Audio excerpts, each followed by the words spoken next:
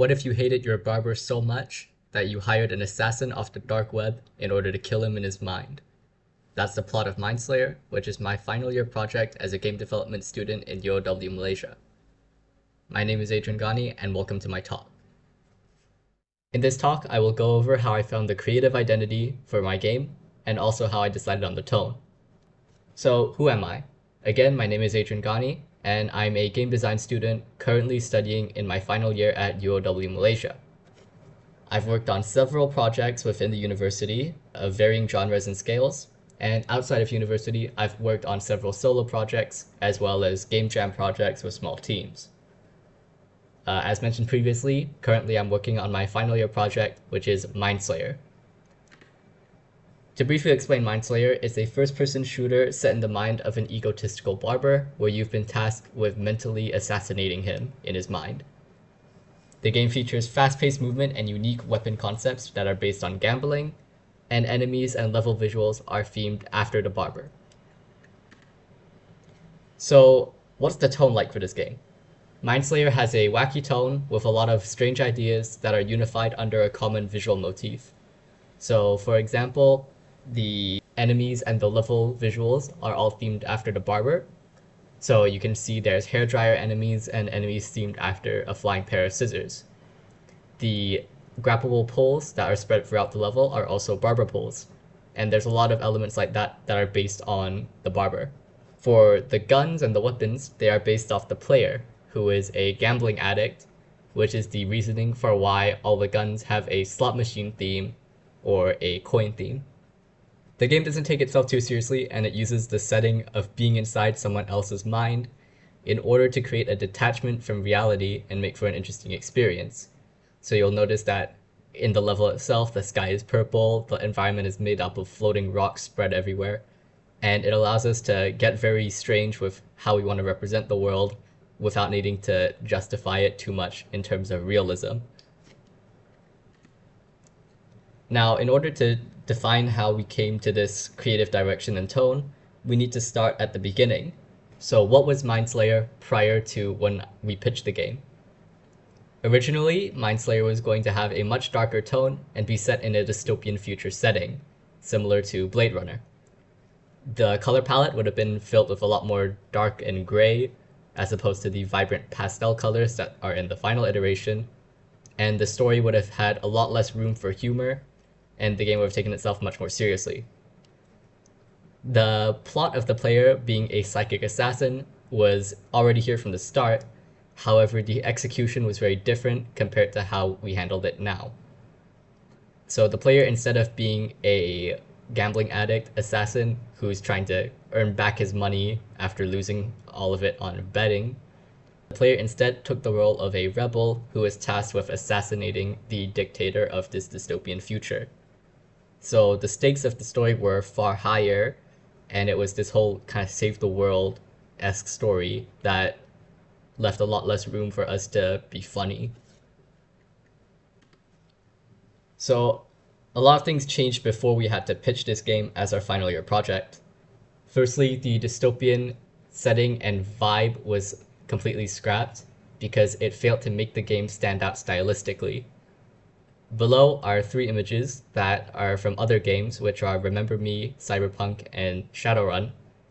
And Mindslayer took a lot of elements from all of these games, but didn't add anything for itself.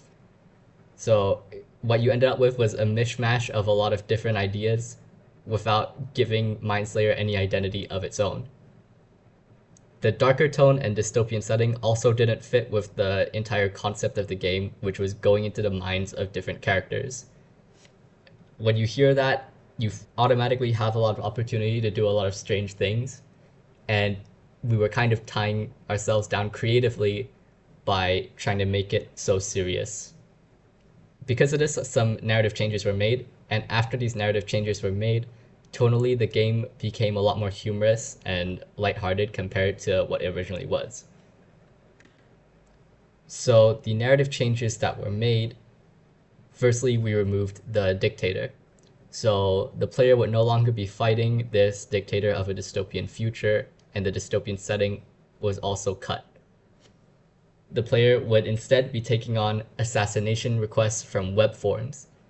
The way that web forms tend to work, they're normally filled with a lot of dumb and weird posts, and I wanted to take that idea and apply it to the targets as well.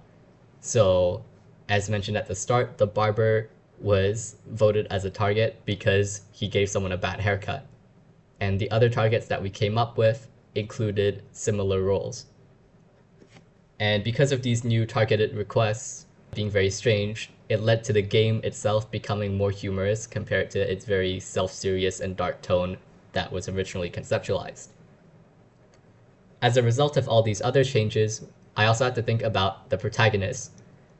What would the protagonist be doing if not for a rebellion to be put in a situation where he has to assassinate targets that would also be in line with the humorous tone that was being established? In this case, we thought it would be funny to make the protagonist a gambling addict who spent all his money on bets and now needs to earn money back again for doing these weird requests online. So that's where the aesthetic for making the protagonist's weapons all themed after slot machines was implemented. So after we pitched that concept, what happened after that? Firstly, 2 of the other targets that we made were cut, which left us with only the barber.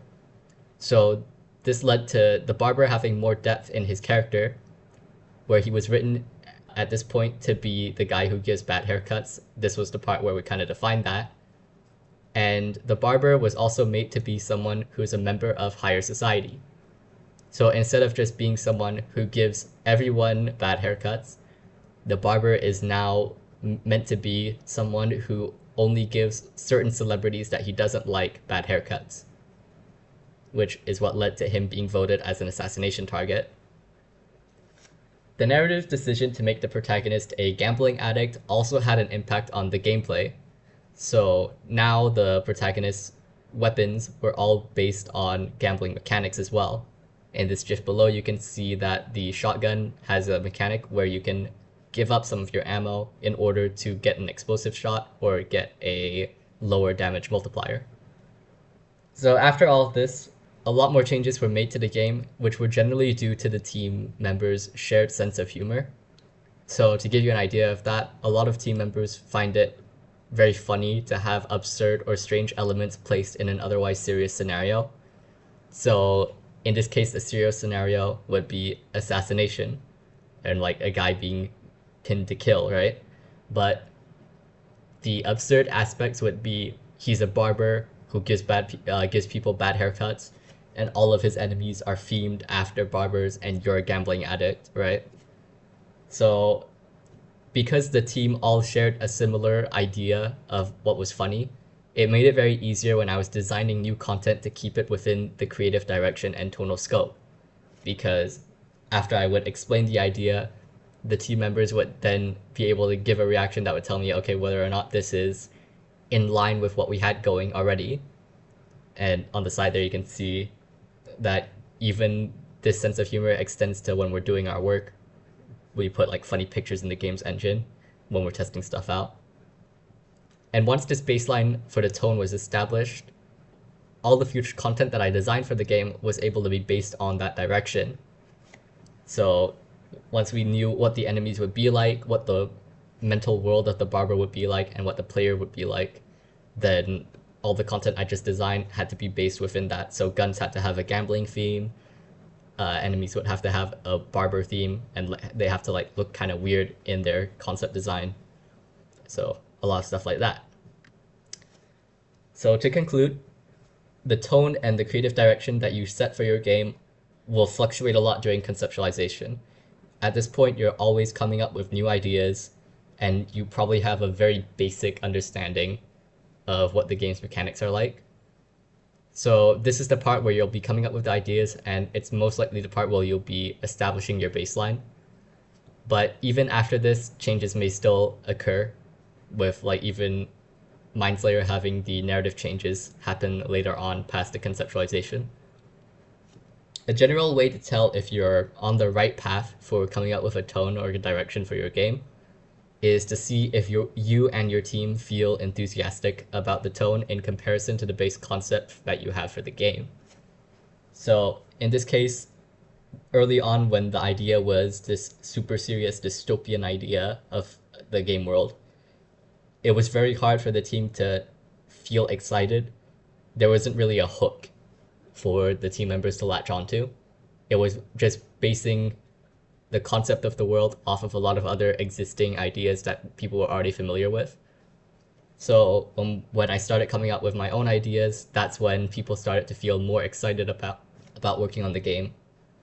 And that was the part where everything kind of started clicking.